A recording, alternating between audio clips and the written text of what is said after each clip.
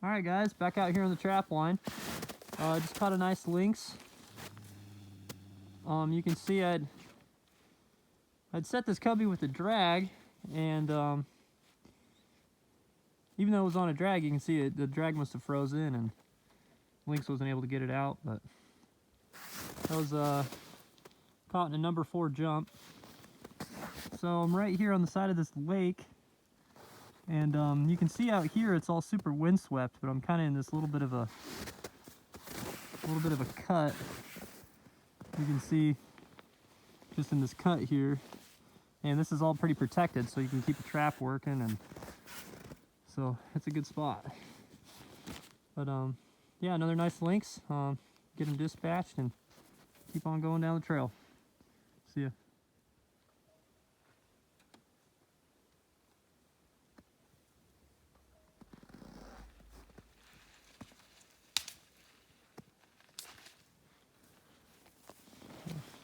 Sent my stepbrother out there. He's gonna go find me a stick to wire a snare onto.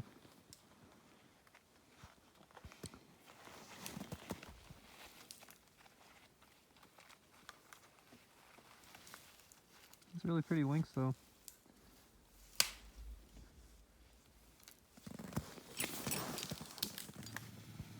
You can see when I made this set, I was kind of conscious of, you can see the watermark.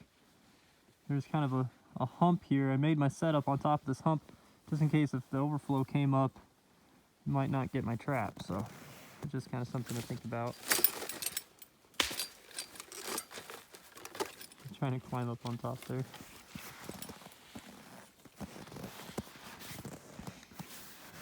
I've seen in the past, somewhere right in here, the wolves actually like to run. Probably right in there. They like to run up in here, but it's so inconsistent, it's not even worth hanging a snare, so. Alright, catch you later. Okay guys, so I just want to show you something that I've been doing.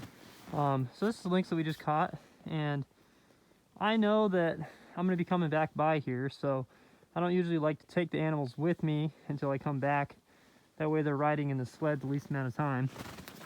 So what I usually do is after I dispatch them, I hang them up like this, and then something I've been trying is, it seems like after you dispatch them, they're always full of piss. So I've just been getting a Ziploc bag, and I've been collecting the lynx urine, fresh lynx urine, and making wolf pee posts with it. So I'm not really sure a good way of going about doing this. As soon as he drops his legs, I think he might start trying to piss on me, but you can see as soon as I strung him up, right here, a bunch of lynx urine already came out, so you gotta be kind of quick about doing it, trying to get it all. A lot of times they don't piss right off. You actually just have to kind of push on their stomach a little bit and you can get it out, but might be able to set it up here.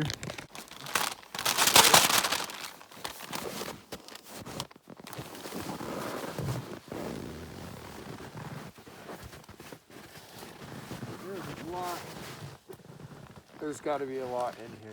Almost had already started to kind of come out.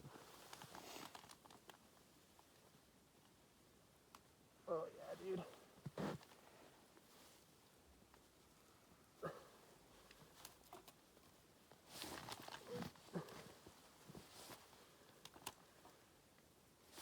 I was going to say, if you just hung him up and he started dripping right away, there's got to be a lot.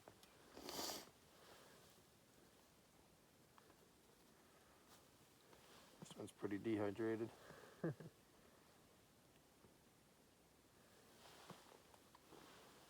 So I don't know if you guys can really see what I'm doing, but I'm just pushing on its lower stomach and pushing all the urine out of it. Holy smokes, this one had a lot. Nice. This is perfect. But they'll all have some, right? So some more than others.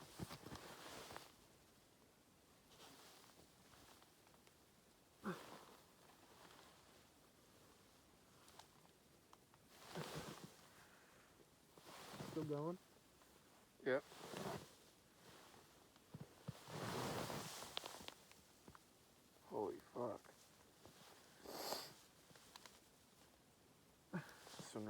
take a pass. That's probably pretty good. Okay, so you can see, just out of one lynx, how much urine I got. And that's enough for a wolf pee post right there. So, there it is. Usually what I'll then do is I'll zip this up. It's cold enough out here, this stuff would freeze pretty quick in this tow behind sled, so I'm gonna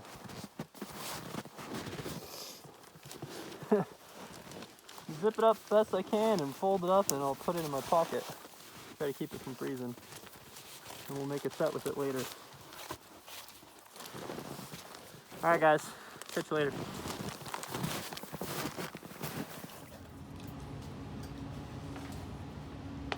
Alright guys, so last night I got my my hide off the carcass, and typically once I get to this point I'm pretty done with the whole skinning deal, and I just I wait and I'll do my paws and my ears the next day. So I just kind of want to show you what I'm doing with my ears. So even though this is kind of dried overnight, like this guy would be about, he's probably even, well, you could probably turn him right now, but because I send all my fur out to get tanned, I actually leave them like this. You can see these guys, they're just gonna go to the tanner looking like that. This guy got turned, but here's this. And so what I like to do is I have this dowel, and you can actually just use your fingers, just like reach up in here, and you can push up on that ear and use your knife and get it started going that way. But after a while your hand kind of starts to get sore, so I like to use just a dowel, and you just go in through the mouth and you're just going to push up on the ear like this, and you'll see how it starts to kind of separate here. Hopefully you can see that.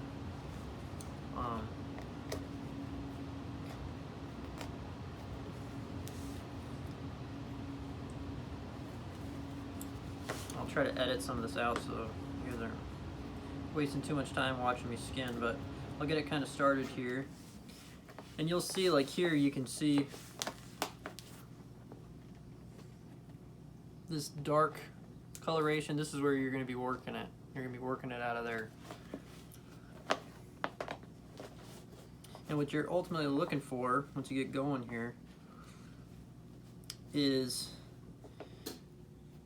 there's going to be a membrane. One side will be like a white, and the other side will be like a dark blue. And you're just trying to follow that membrane, and you're separating the dark blue and the white from each other. And you're going to work this all the way out. Now this is easier if you just kind of do it all at one time, like if you get them off the carcass and then turn the ears, because once it dries up a little bit, it makes it a little bit tougher to get it started.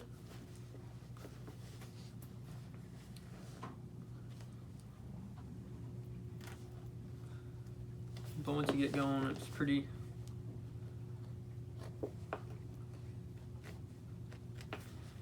and I've noticed like you'll start here, but really what you're pulling out is more in this spot. So with your dowel, you're gonna have to move your dowel down the ear further into here, and this is where you're really pulling most of the ear out. This is more just the base of the ear here, if that makes any sense. Probably hard to see what I'm doing, but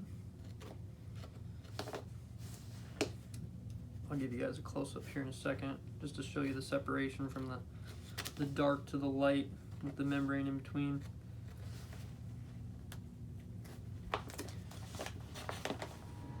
Okay, so I have the ear turned. As far as I can tell, I think lynx have a fairly round ear. It's not like as pointed as like a fox or a coyote. They have that tuft in there, which makes their ear, I think, appear pointier than it really is. But so something that I just want to show you, and what you're ultimately looking for. I'll use my knife to, oh man, sorry. Use my knife to kind of point it out. So you can see right here, there's like the ridge. So it's like the ear comes out, it like dives in and then out again. And you'll know once you get this like this ridge here all the way around your ear that you've gone as far as you possibly can and you don't want to go any further. Once that white membrane disappears and all you have is this essentially a black line, you've gone as far as you can go. So you're going to turn your ears, they're going to look like this when you take them off, and when you're done they'll look like that. And some guys I think will cut this part off. I never do. I don't know what the guys at the tanner do, they probably cut that off, but this is good enough. Just get the ear out, that way all of this can get some air to it to keep it from slipping. Okay, alright, see ya. I don't know if these are like super frosty or what, but they're like... Easy to break? No, just not when I'm... Normally they're kind of soft. Oh. These are like really hard. Weird.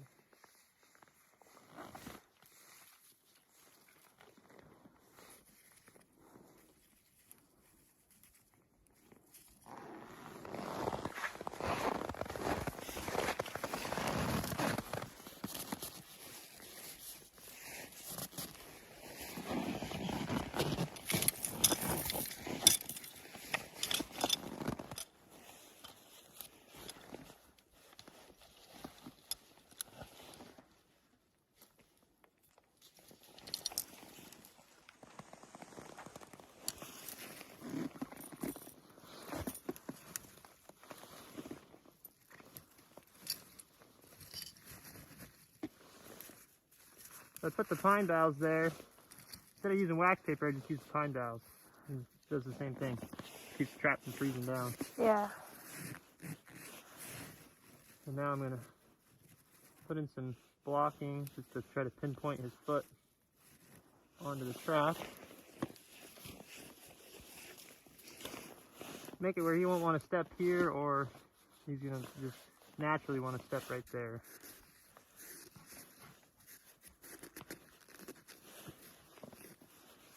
Like that.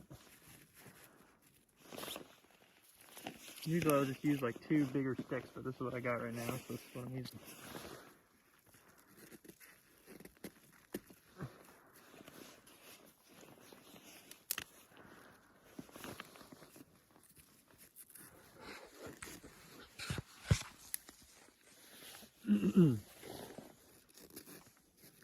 It's important to make sure that you stick something like in here. Otherwise, a lot of times they'll just jump. So you want something, you know, that makes it a little bit awkward for them, so they want to step right there. So I've had it a bunch of times where I just have it like this, and they'll just either jump in or they'll just step right over this whole thing. So you got to make it kind of long.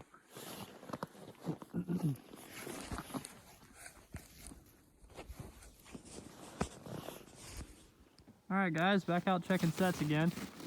I'm at my very last cubby I have down here on the river. And boy, this set has produced for me time and time again. And here it is. This is actually, again, first cubby I ever caught a lynx in. And I caught one in it 2 years ago. I caught one last year. And I just got another one. So it's a dang good set. This here is just a road-killed lynx. Someone had hit it, and I picked it up and wired it in the tree there. And you can see him right down in there. It's not a really big lynx, but that's cool. I didn't get any fur last weekend, so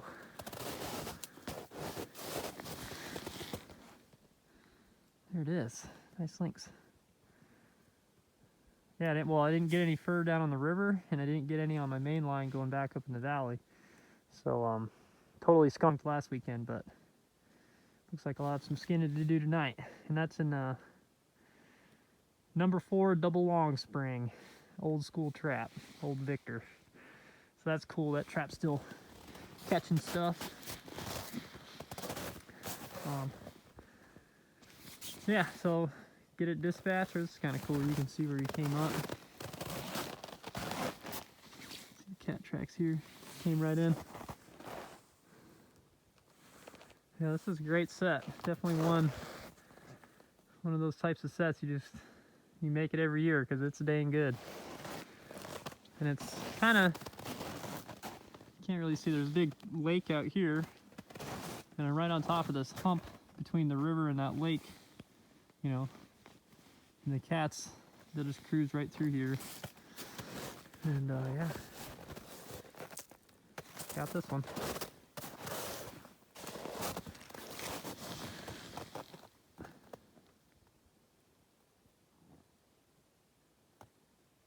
Cool. All right, see you guys.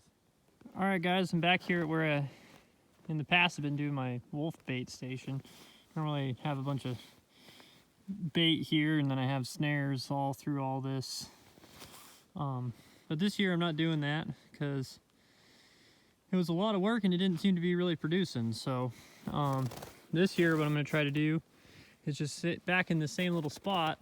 And the whole reason why I first made my bait station here is because the wolves, there's a big valley right on the other side of this here that goes back that way. The wolves are coming out of that valley and they're coming down, they're hitting this lake right down here. And they like to run up this little deal here, and so I would always see fresh wolf tracks in this spot. So what I'm trying now, instead of baiting here, I'm just going to try P-posts. I just caught that lynx, and so I did what I've been doing. I got the urine out of them, and I put fresh lynx urine right there on this little post, and this is a number 5 Bridger. And last year, just right here on one of these logs, I just hung this trap, and it's been sitting here, you know, it sat there all summer, so it should be pretty scent free. And yeah, so there's the set. Just got this big stump, you know, some grass. It's a good spot for a P-post. And yeah, so there it is. Just cover it up now with some snow and carry on. All right, see ya. All right, guys, well, I just caught another lynx. Want to just kind of show you this area I'm in. So you got a creek right down in here, and then there's a big tall thicket of pines all back in here, and there's usually a bunch of bunnies and stuff. So I ran a snow machine track down in there and came out, and then kind of made like a point here, and I made a cubby right on the corner, and there's the lynx. That's a nice size one too. That's a nice lynx. Oh, yeah. That's a really pretty one. Cool. No, that's a nicer one. So I caught one yesterday, had some skinning to do, and I got one today. So now I got some more skinning to do. So that's good. This set, I was almost getting a little bummed out about it because I thought it seemed like such a good spot, and turned out all I could catch here was freaking squirrels. I caught like 4 squirrels, and I started thinking, man, I made a mistake making a set here because the squirrels were just loving it. But you can see there's a squirrel tail right there. Yeah, so he ate the squirrels too. I had a half of a bunny hanging here, just like the top half of it.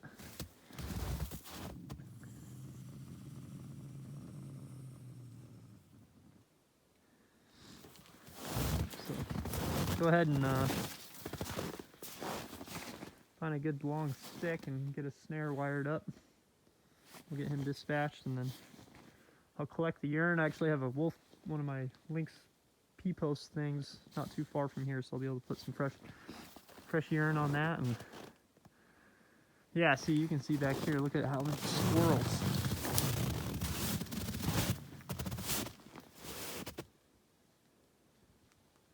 But partly, I mean, if you can keep your trap working, all this activity like that, it just makes it that much of a better set.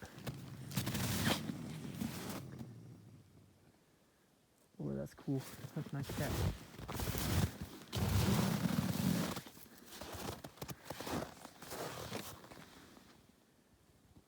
It's kind of pretty down in here. I don't know that the camera's really doing it a lot of justice, but it's kind of a cool little spot.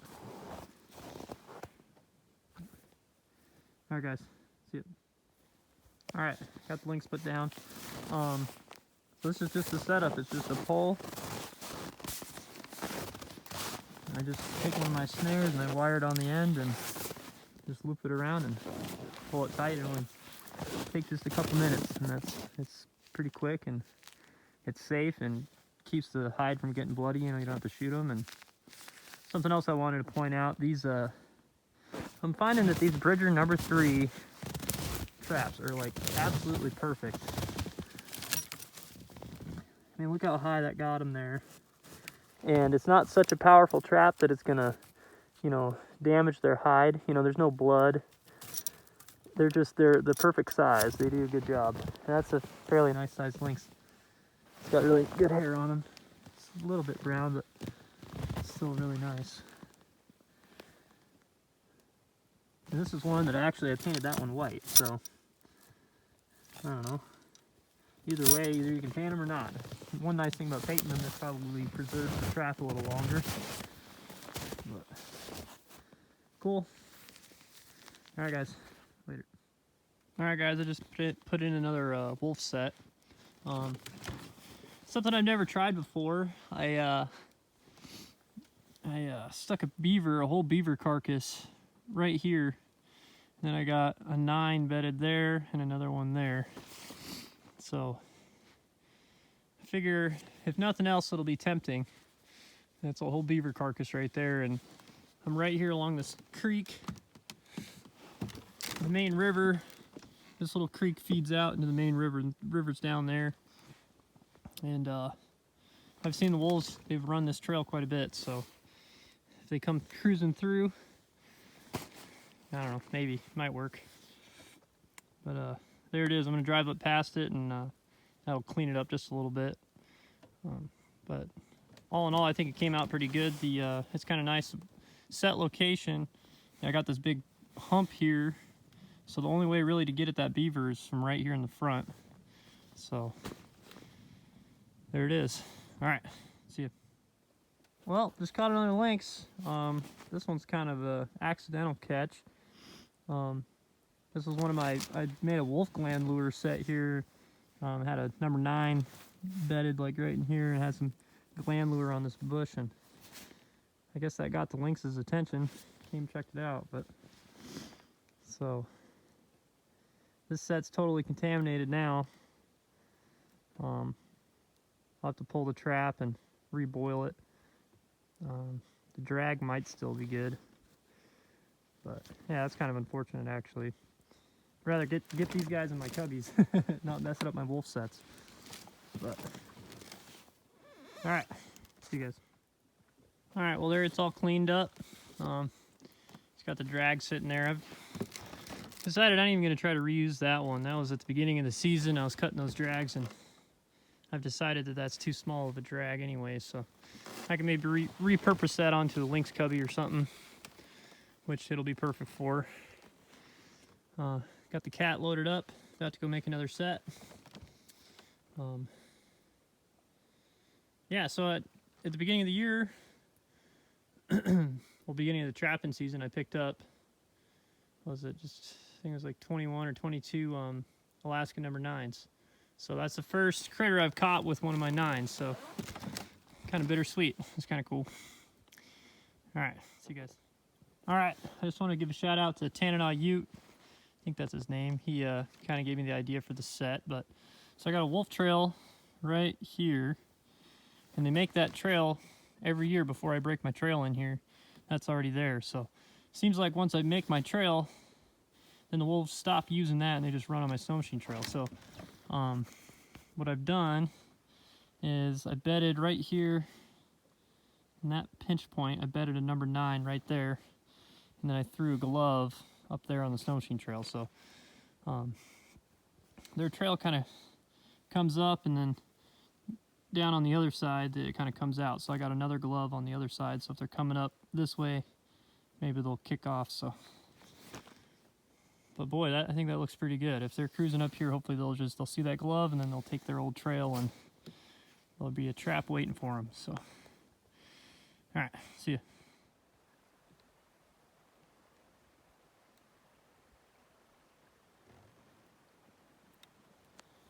Sun's just starting to set.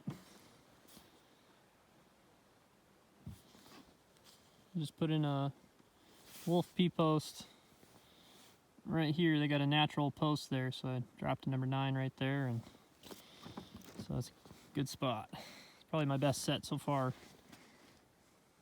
We'll see if I can keep it working. The wind tends to blow back here, so we'll see. Might blow all the snow off the trap or drift it in. But that's just part of trapping.